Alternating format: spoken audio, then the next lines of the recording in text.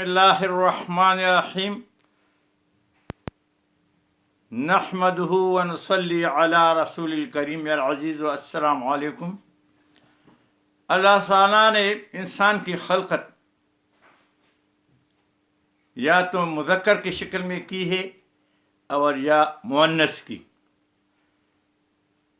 मगर कई दफ़ा पैदाइशी तौर पर और अल्लाह की कुदरत से किसी फ़र्द में वो मुअन्नस वाला मादा ज़्यादा होता है और किसी फ़र्द में मुज़क्कर वाला मादा ज़्यादा होता है, और उसको मिडल सेक्स कहते हैं, दरमियाना वजूद आप कह सकते हैं। और बचपन में भी वालिदैन उसको अंदाज़ा मुशाहिदा कर सकते हैं कि अगर लड़की है और उसका रुझान उन खिलौनों के साथ है जो वो नर बच्चे इस्तेमाल करते हैं, जो गाड़ी वगैरह आगे पीछे, तो उसमें रुझान जो है ज़्यादा मर्दों वाला है, औरत वो कम है। शक्ल सूरत से वो औरत मुअन्नस होगी। और अगर इस तरह कोई बच्चा है, नर है, मगर वो गुड़ियों से खेलना चाहता है, हमने देखे हैं मुआशरे में, वालिदैन जानते हैं, तो एहतिमाल है, ज़्यादा है एहतिमाल है कि उसमें औरतों वाले खुसूसियात पाई जाए। ये वालिदैन को पता होते, अल्लाह की तरफ से है, कोई इसमें कुछ भी नहीं कर सकता। और फिर जब बड़े होते होते नौजवानी में पहुंच जाते हैं तो वो ज़्यादा वाज़ेह हो जाते हैं। ये दोनों चीज़ें बड़ी तरीके से वाज़ेह हो जाती हैं, मगर फिर भी वालिदैन कहते हैं कि चलो, और लोग भी मशवरा देते हैं कि इसकी शादी करो, लड़की उसकी शादी कराओ, ये ठीक हो जाएगी, और मर्द उसकी शादी कराओ, ये ठीक हो जाएगा। जो चीज़ फितरत में है ही नहीं, जो उसके साथ पैदा हुआ ही नहीं, वो कैसे ठीक होगा? दुनिया में जितनी भी इंसान को बीमारियां लगती हैं तो इसके लिए कोई ना कोई इलाज है, मगर पैदाइशी तौर पर अगर किसी के में कोई कमी बेशी हो, बहुत मुश्किल से वो ठीक होता है, वो ऐसे ही रहता है।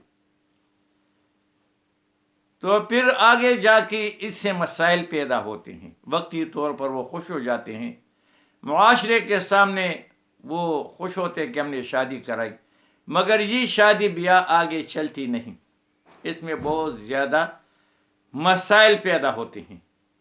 और इस सिलसिले में चूँकि अभी हमारी उम्र ज़्यादा है, तजुर्बा ज़्यादा है, और ये जो लोगों के झगड़े, मियाँ बीवी के झगड़े, ख़ानदानों के झगड़े आते हैं, तो आज भी इस तरह एक जरगे में जो है यही मसला पेश आया। जो जिस लड़के के लिए शादी की गई थी, तो लड़की कहती है कि ये मेरे जैसा है, कोई फ़र्क इसमें नहीं है, तो मैं किस तरह ज़िंदगी गुजारूं? और वो उसको मजबूर करते हैं ससुराल वाले कि हमारी इज़्ज़त रखो, बस खामोशी इख्तियार करो, सब कुछ तुम्हें मिलेगा। उसने कहा ये मेरी ज़िंदगी का सवाल है। आजकल जो है, शायद आज से 50-100 साल पहले ये लोग गुजारा करते होंगे, मगर अभी नहीं, क्योंकि अभी पढ़े लिखे का ज़माना है, मोबाइल का ज़माना है, हर चीज़ बहुत ज़्यादा वाज़ेह हुई है। तो अभी ये झगड़ा जो है सामने पेश हुआ, तो फिर लोगों हमें ये शक गुज़रा कि शायद इस लड़की को और कोई लड़का पसंद है और ये इस लड़के के साथ ज़िंदगी गुजारना नहीं चाहती।